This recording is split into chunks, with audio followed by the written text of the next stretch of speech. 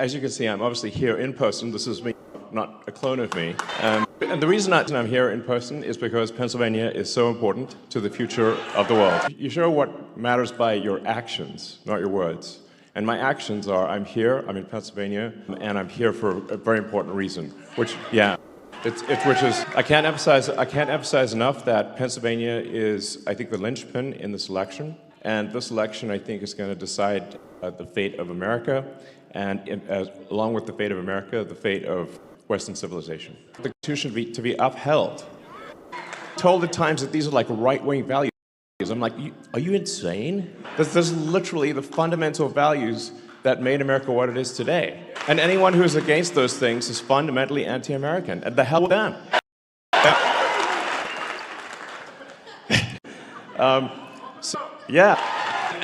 So I actually lived in Pennsylvania for 3 years, by the way. I'm no stranger to the state. I lived in the city for 3 years. I went to school here. So I know the state. I'm not some just arrived situation. I've been here, spent 3 years of my life here. It's a great state. Love it. And yeah, it was also, the thing is, like, I was talking to friends of mine who, like when I went to Penn, it was very dangerous at the time. But everyone thought it would get better as the years went on. One of the issues was like students would get killed from time to time, and that's pretty bad, obviously. And I was talking to someone who recently graduated from Penn. They said, actually, it's worse. And I'm like, it's worse? What the hell is going on? Yeah. The reality is that if someone is a violent criminal, where they either are unable to control their violence or they like it, if you do not incarcerate them, they will hurt people. That's what it comes down to. So if you don't put hardened criminals in jail, they will kill people. That's what it comes down to. And that's, unfortunately, the situation we have here is that the Democratic Party will not put hardened criminals in prison. And so they roam free, and they prey upon you and your kids and your family and your friends. This is insane. How can we be the most powerful country in the world, and it's not safe to walk around our cities? What the hell is going on? Yeah, Soros, honestly, misanthropic. For someone who claims to be doing good, but actually he is not. He is tearing down the fabric of society. Terrible. Yeah, but I think it's just unbelievable that you should be able to feel safe walking around American cities. And it's not just Philadelphia has a challenge, New York has a challenge, every major city in the U.S. Like my mom lives in New York, for example. 3 of her friends have been assaulted on the street this year, and it's getting worse. And now, when she takes her dog for a walk, she has to stay inside of the building so she can call for help if need be. This is not the future we want. And if we get 4 more years of this, then we're going to be fully Mad Max. And it's nice to watch a Mad Max movie, but we don't want to be in the Mad Max movie, okay? So yeah, and then the whole border thing is just insane. I always want to try to figure out what is the truth of the matter, what's really going on on the border situation. Is it real or is it not real? So I went there in person, and I just literally live streamed what I saw. And our border looks like World War Z, okay? It's like zombie apocalypse. It's insane. This is, if you don't have a border, you don't have a country. Yeah, I mean, we're just saying, we have to have real borders, and if you don't have real borders, you don't have a real country. And obviously, as someone who's an immigrant, I'm pro-immigrant. I just want to make sure that people who come here are going to be assets to society, and that they're going to raise our standard of living. So I think the sort of sports team analogy is a good one. Let's say you're a pro sports team, you want to win the championship. Well, you on your team, obviously, because they help the whole team win. So the same is true for immigration.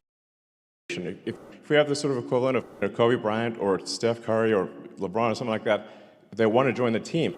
Absolutely, of course. Do you like winning? Yeah, okay. But if they can't play basketball, they shouldn't be joining. That's real important.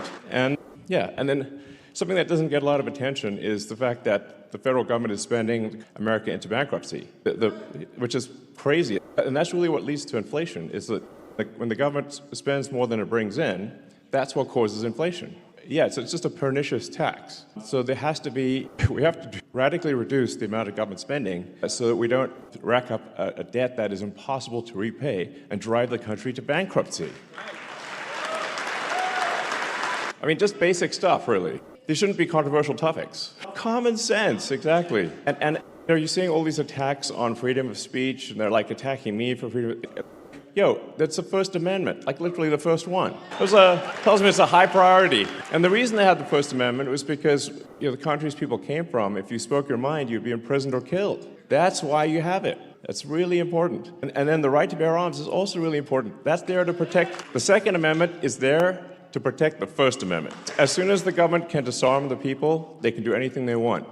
We've seen this in one country after another. They take the guns away from the people, then they do fake elections, and then the people try to protest and they just get shot.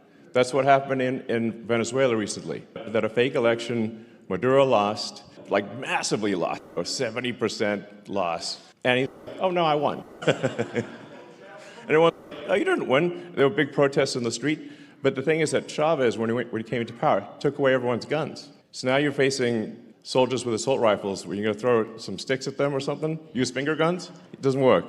So Maduro, even though he lost the election, is still in power. And that's the kind of risk that we face. But we got to do everything possible to protect the Constitution. And I think this is, So for all of those reasons, that's why, after thinking about it hard, it was very clear to me that Donald Trump has to win this election. It really does. Yeah. I think the most important thing that you can do, and what I'm asking everyone to do, is make sure that you're registered to vote, and then vote early, and then talk to your friends and family and everyone you know to make sure that they're registered to vote, because Monday is the deadline for voting registration. And honestly, if there's ever a time to be a pest with your friends and family, this is the time. This is the time. Everyone you know, everyone you meet, everyone you run into, register them to vote, and then get them to vote immediately. And we only have until Monday night to register to vote. The next basically 3 days are essential. And I think we see this election decided in Pennsylvania by, it could be 10,000 votes, it could be 1,000 votes, it could be 10 votes. It could be some very tiny number. So every incremental person is a huge difference. I haven't been politically active before. I'm politically active now because I think the future of America and the future of civilization is at stake. Yeah, please go all out registering people. We have 3 days, let's go. Anything you possibly do. With that, I'm happy to answer questions or take comments from the audience, and yeah, thank you. We'll form a line. Does this mic work? We'll do one question per person, okay? Yeah, I have a mic. Yeah. First of all, welcome to Ridley Township, Thank you. Delaware County, and welcome to Ridley School District and our beautiful high school. Yeah. Because you made this your first stop, we'd love to make honorary Ridley Raider. Thank you. Sports is big in Ridley, big in Delaware County. This is Musk, 67 counties in Pennsylvania. We got to turn every one of them red. Great. Sounds good. Thank you.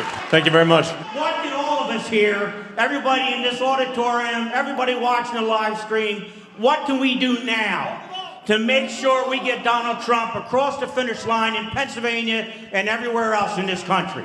Yeah, it's fundamentally for the next 3 days, just everyone needs to focus on registering friends, family, acquaintances, everyone you know. Because if you're not registered by Monday, that's why I'm being repetitive about this and really emphasizing this. Anyone not registered by Monday evening, or if they're registered incorrectly, their vote won't count. They won't be able to vote. We got 3 days. It's all about registration every single day. And like I said, this election could be decided by a handful of people. It could just be that a little bit of extra effort on voter registration decides the entire future of civilization. So that's why I'm saying, man, if there's ever a weekend to spend going hog wild on registration, this is it. Yeah.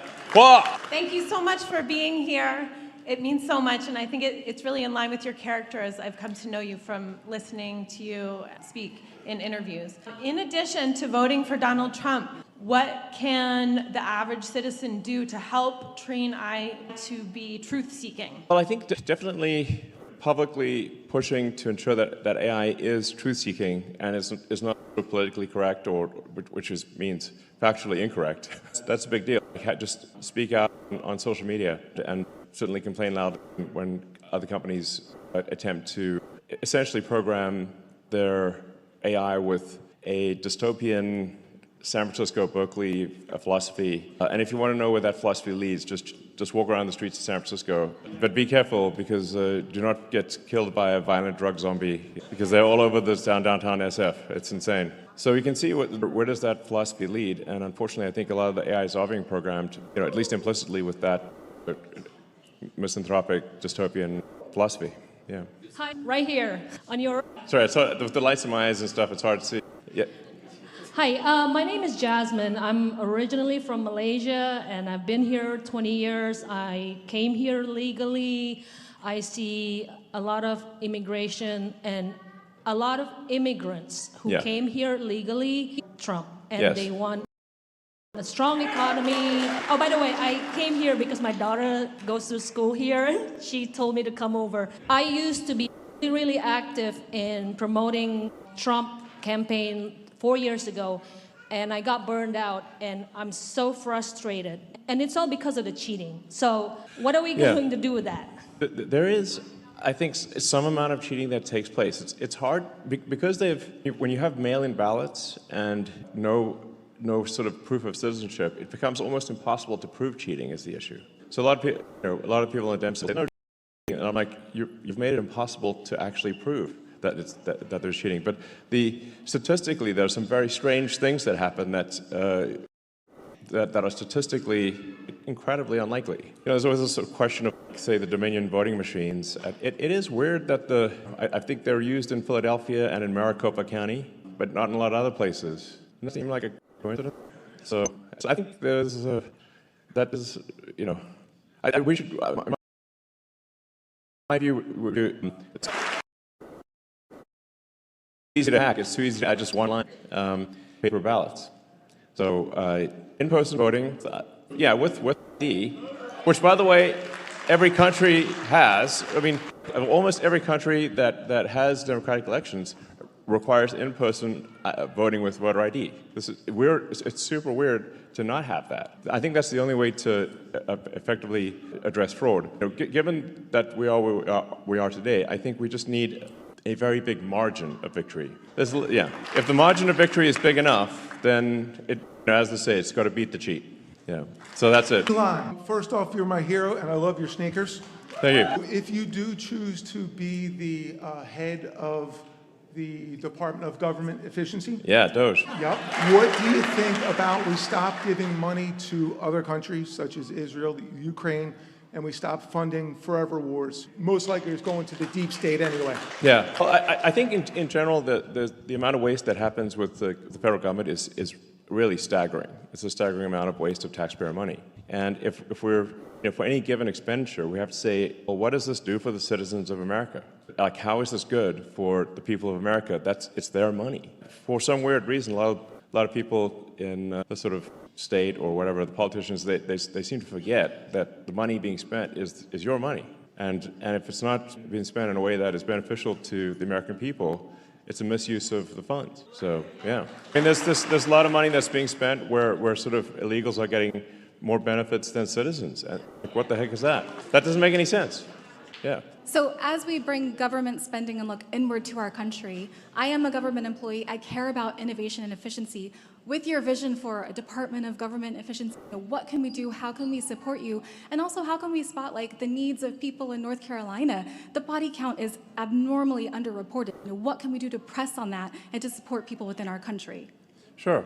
I do think that government efficiency is not simply about reducing the size of government, but making sure that there are incentives for excellent work. So if whatever you incent will happen. So if you have incentives for excellent work, and if by the same token, if someone's not doing excellent work, they're exited, just like normal. It's really what happens in a properly functioning company is that you reward, or think of a sports team. The players that are doing well, they get rewarded, and the players that are not doing well, they exit the team. And that should just be how it works. And I think that'll have a profound effect on the effectiveness of government, because whatever you incent will happen.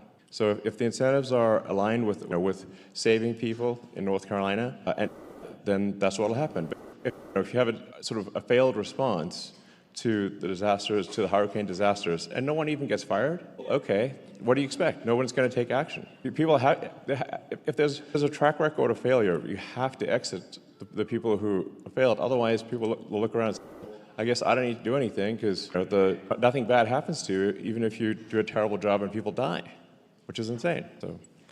Hi, Elon. Hi, Elon. Can you tell us about your trip to Israel?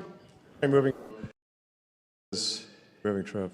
Definitely one of the toughest regions to, like, what set of actions result in the greater good in Israel? And obviously, you cannot have people who, if they want to slaughter everyone in Israel, you got to stop that. There's no way. Yeah, those people either need to be killed or incarcerated, or they will simply try to kill more Israelis. This is what it amounts to, obviously. And they want to kill Americans too, by the way. Generally, like, Israel is referred to as the little Satan in America. We are the big Satan. That's what the Ayatollah calls us. So I think, I think a lot of what's happening there is people are being taught to hate in Gaza from when they're like children. They're taught to hate, and that's really the thing that needs to stop for there to be long-term peace. Hopefully, is that you just cannot have the kids be taught to hate from the moment they can talk. That's fundamental. Yeah. So I think there's a three-step process there, which is you've mentioned one has to do the difficult thing, which is to eliminate Hamas, exactly, and then I think also going forward, anyone who's teaching hatred in Gaza or elsewhere, they need to stop doing that. That can't be acceptable. We have to stop, kids being taught to hate America in America. So prosperity in Gaza. So this is very difficult. It's like, how do you, after terrible things have been done, you then have to bring prosperity to Gaza. And that's the thing that will ensure, provided kids are not taught to hate and there's long-term prosperity, I think there will be peace in Gaza. And we see an example of that after World War II, where with Germany and Japan, they were defeated, they obviously did terrible things, but changed the education system. And unlike World War I, we helped rebuild Japan and Germany. The Marshall Plan. Instead of exacting vengeance, America insisted we're going to help rebuild Germany, we're going to help rebuild Japan, and now they're our allies. And there's been no war ever since. Welcome to Delaware County, and I want to say congratulations on the successful redocking of your... Thank you. Honestly, it was a great week. We had the Tesla sort of cool autonomous car and robot stuff, which I think is going to be really great. I think who wouldn't want their own personal C-3PO R2-D2? It'd be awesome, So I think that we're going to build some awesome helper robots and autonomous cars, and then this is a good day. Fate is smiling upon us here. Thank you. And we caught the rocket, which is just totally nuts. You see that rocket booster? It's the largest, heaviest flying object ever made, and it just got caught by Mechazilla arms. Karate Kid, but bigger. I catch on the fly with the chopstick.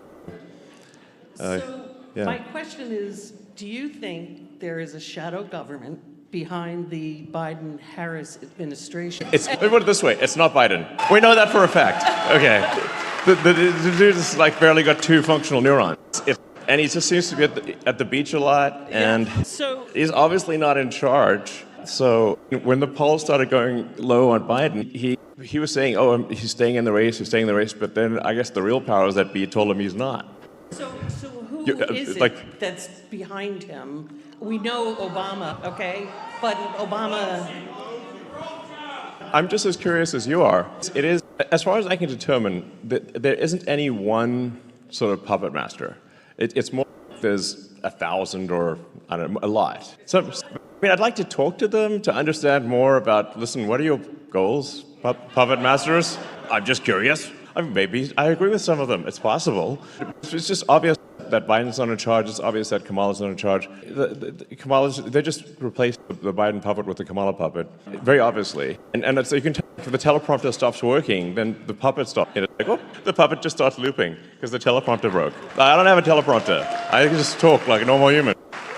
Yeah, I think it's not, from what I can tell, it's not one puppet master, it's many, but it'd be interesting to see the crossover between the Epstein client list and Kamala's puppet masters. I bet there's a lot of names that appear in both lists. Yeah, Diddy too. Diddy did it. Elon, my name is Gregory Stenstrom. I'm I'm from here, Delaware County. Two people who know me. In my hands, you asked earlier if you'd like to go to a hand count. We have 3 federal suits right now. One, because we know for a fact, and we have proof, that the election code in the machines in Dominion and Hardened Civic are fraudulent here, right here in Delaware County. Jonathan Marks admitted this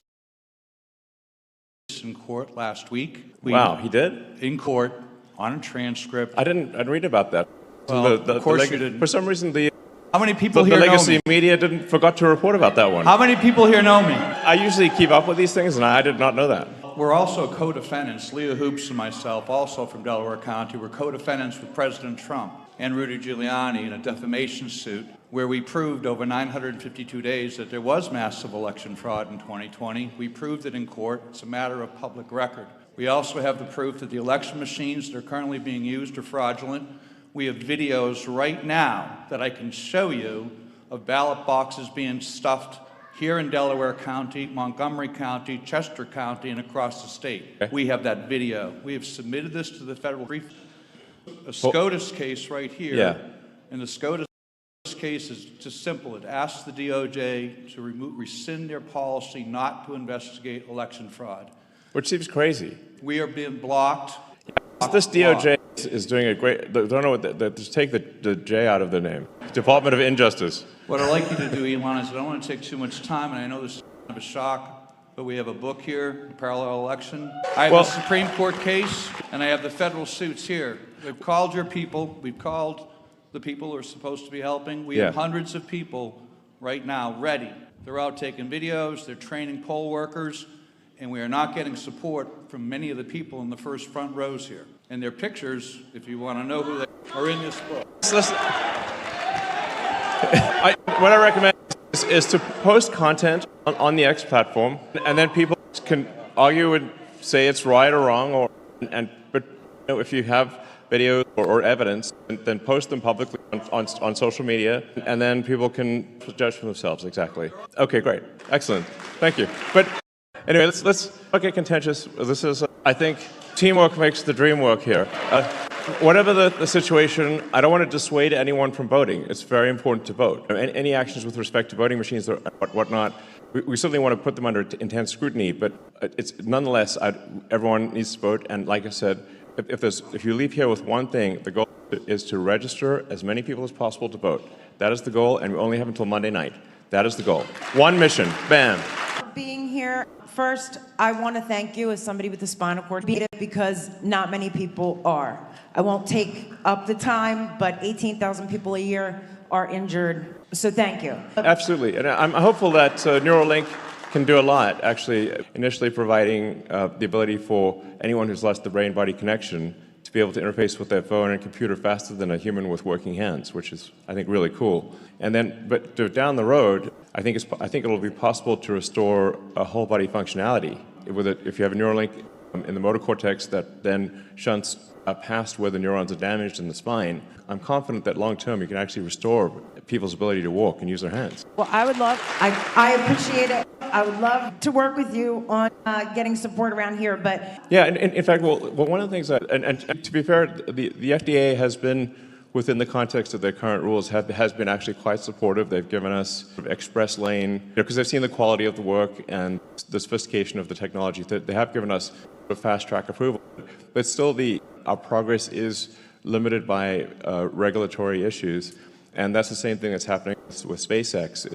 SpaceX can build a giant rocket faster than the license can be processed by the government, which is insane. I should mention, like, one of the most fundamental things about me supporting the biggest showstopper of all for me in terms of why I feel Donald Trump must win is that we have to have sensible regulations. We have so many regulatory, last time I checked, we have 428 agencies. So there's more than an agency a year has been created since America was a country. Like, we've got almost twice as many agencies as years that America has been a country, which means an agency has been created, sometimes two new agencies per year created, which is just madness. So America is being smothered by overregulation. I call it slow strangulation by overregulation. That's the, yeah. I would like to ask about natural gas and lithium. Pennsylvania is rich of natural resources and fracking gas and lithium, which could benefit not only our state, but our entire country. However, many residents, and I have to be honest, along 350 miles of Pennsylvania had real challenges like eminent domain and the destruction of water sources, such as what happened with the Mariner East pipeline. How can we ensure that while utilizing these resources, we work closely with local governments and residents without the federal government overreaching and forcing land from homeowners? Effective communication with citizens and their involvement in these decisions is crucial. What role do you see for technology or private industry in making sure that this process is transparent and fair? Because believe you me, lots of people were forced with eminent domain and aquifers poisoned all across Pennsylvania, including our veterans. And this has been a real problem since 2016. So we want to support our workers and use our gas. Sure. And but we need to be careful of what we're taking from people who've lived here, families for centuries. Certainly, I believe in sensible regulation, but what I see happening is that there are all sorts of, there's a mountain of rules that actually don't benefit people, and then there's missing rules that do benefit people. So it's this bizarre Kafka nightmare of regulations where ultimately the good of the people is not served. And we get regulatory delays for things that are fake. Meanwhile, bad things are allowed to happen simply because someone filled out the paperwork and gamed the system. So this is what I mean. It's when I say the Department of Government it's addressing any issue which is not in the interest of the people. And we do need to, at times, fight against what large corporations are pushing for, because some of them are very short-term, and some large corporations do bad things. Corporations are like people. Like, some people are good people. Some corporations are good, some are meddling, and sometimes some corporations are bad. And it's just like people is the way to think of corporations. So we've got to stop the corporations that want to do bad things, make sure they're doing things that are in the interest of the people. And then corporations that want to do good things, they shouldn't be slowed down by smothering regulation. And we all need to be responsible. Yeah, absolutely. And I think these things should be done very much. Hey, Elon, how are you? I'm Brian. These are two tough acts to follow here, but my question is a little more simple. What are some of the first courses of action you plan to take as the head of government efficiency if Trump gets elected, and do you have any areas of concern in particular? Yeah, well, that's a good question. I definitely focus right now is making sure that Trump wins the election. Otherwise, it doesn't matter. And I think if Trump loses, we're going to see our cities are going to get less safe. Borders are obviously going to be wide open. We're going to see government spending go ballistic. Inflation go nuts. It's going to be just bad on every level. And fundamentally, the current trend of strangulation by overregulation is not turned around. We'll never get to Mars. It just will be illegal. And then we'll be a one-planet civilization, and it won't be a space-faring civilization, and stuff will never be real. And we want Starfleet to be real. Yeah. Now, I've had quite a bit of interaction with the government because SpaceX is the biggest NASA contractor, actually. Does a lot of work for NASA.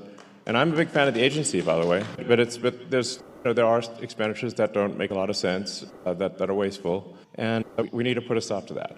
Honestly, there's so much government waste that's going on that I would call it a target-rich environment. It's hard in every direction. There's this just mad waste. And I think if people simply know that if they waste a ton of taxpayer money, they're going to get fired, that will immediately improve the situation. Immediately.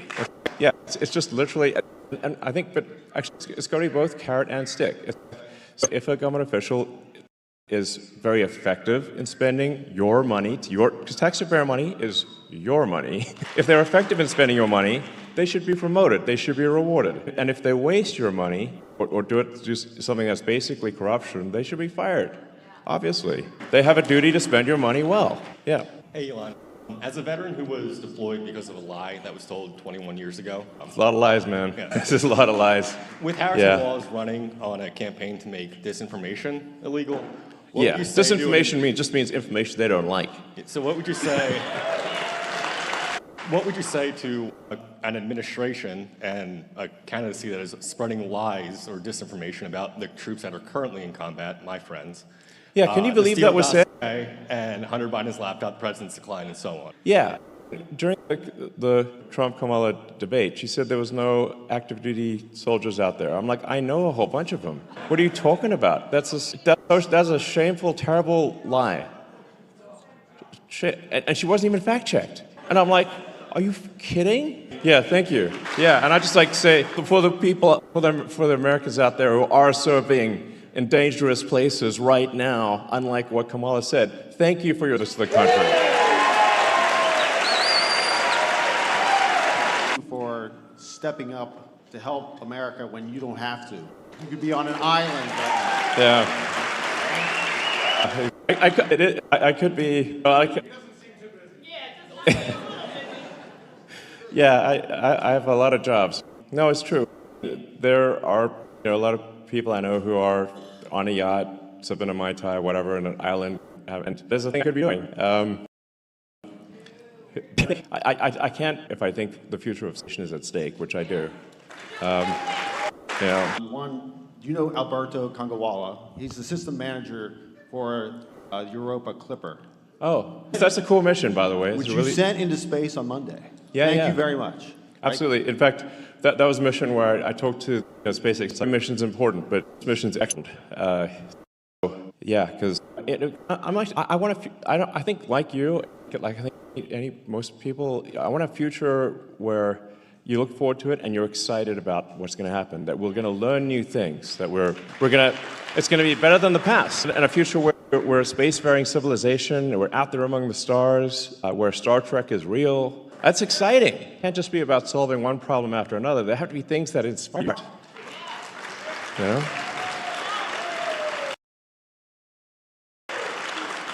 That's a hard one to build, but at some point we should build a warp drive. But even without the warp drive, the Starship, the rocket made by SpaceX, is capable of building a city on Mars and a city on the moon. That's what it's designed to do. But we're being massively slowed down by regulatory molasses. I mean, I'll tell you a crazy thing. We got fined $140,000 by the EPA for dumping fresh water on the ground, drinking water. It's crazy. Like, I'm just an example of just how crazy it is. And we're using water to cool the launch pad during launch. We're going to cool the launch pads that overheat. And in an excess of caution, we actually brought in drinking water, so clean, super clean water. And the FAA said, no, you have to pay a $140,000 fine. And we're like, but we let Starbase is in a tropical thunderstorm area. Sky water falls all the time. That is the same as sky. So we didn't actually, there's no harm to anything. And they said, yeah, we didn't have a permit for fresh water? Are you, what? It's just totally crazy stuff like that. And they said if we don't pay the fine, they're not going to process any of our future applications. So they're like, this is the kind of crazy stuff we're dealing with. Yeah. Hi, Elon. My name is Sarah. I'm from Philadelphia. I have a whole team here. First of all, I'm really excited about your recapping of the rockets and your Hyperloop program. We actually, at this critical moment, have a proposal to turn the blue red quickly. I would like to sincerely to accept our protocol in the proposal, and we want to have some further discussion with you. And really thank you for putting everything you have, risking everything you have to support President Trump to take our country back. Well, thank you. Sure. Thanks. Hey. All right. Yeah, we shake the hand. Last week, I also fly to the Austin to want to find you. So glad you are here. I used to have a busy. Right. All right. Sounds good. All right. Yeah. I'll take a few more questions and then wrap it up. But yeah, so go ahead. Elon, hi. My name's Kevin, and I grew up right in Springfield, close by. And I want to thank you for all you've given up. You were the media darling, and you've sacrificed everything for freedom right now.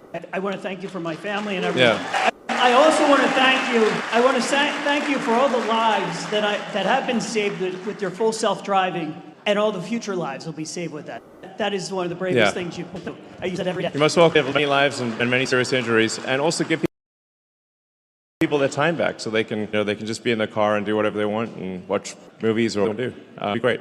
Absolutely great. My question for you is, and this is a very confusing thing in Pennsylvania, do you think that we should, as a voter, vote in person, wait until voting day to vote in person, or do a mail-in ballot right now? I think you should you should vote immediately right now. Yes. Can you explain real quick why? Should you have a pen? I don't know if somebody have a pen or something.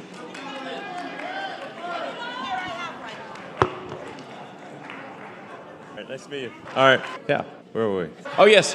Vote. Yes. Register and vote early. And yeah, I would say vote immediately. Yeah. You're welcome. All right. I'll take one more question and then we'll call it a wrap. Elon, this is here. Elon, this is Matt from East West IT Services here. I'm the chairman for the Pennsylvania Chinese Coalition. We have more than 40 Chinese groups and also different kinds of associations.